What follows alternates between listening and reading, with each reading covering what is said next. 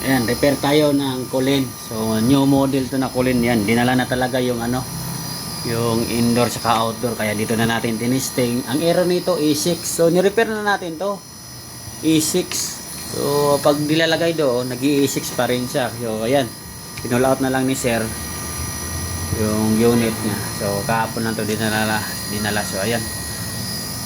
Lagyan natin ng copper yan. So, okay na. So, may problema rin pala dito sa indoor. Ito.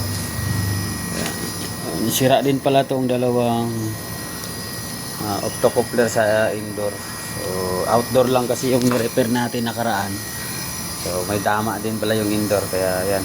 Buti dinala ni Sir dito. So, running na. So,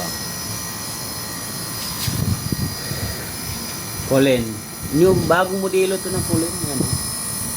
So, malamig na, oh. Malamig na mga kalibre ang Kulin. Ang lagay natin refrigerant naka 125. So observe na lang natin. So, tuloy-tuloy na. So, marami tayong ginagawa ngayon dito. Ayan, oh, tambak tayo. SM. Tapos ano ba to isa? Wilkins.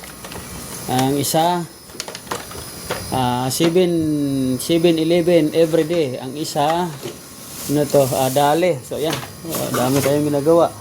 Dali, 7-Eleven, Wilkins, SM. So dami. Ano pa dito eh? Ay, ito pa, oh. Ano pa to? Mayroon pang papagawa.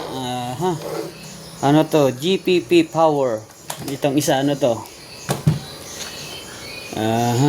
Dami, oh. Blueberry. Blueberry 11.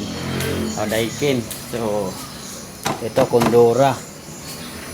Ito ano naman to? Daikin. Ito ano to? Carrier. So, dami. Dami tayong ginawa. Ito. Nakasalang to. Yan, nakasalang yan. Mag-isa lang ako tayo dito. Tutetirahin natin to. So, ayos. Kamusta kayo? Ako si Calibre, Electronic at Aircon Technician. Nagre-repair ng inverter error board, naglilinis at nag-i-install ng aircon. Home service available.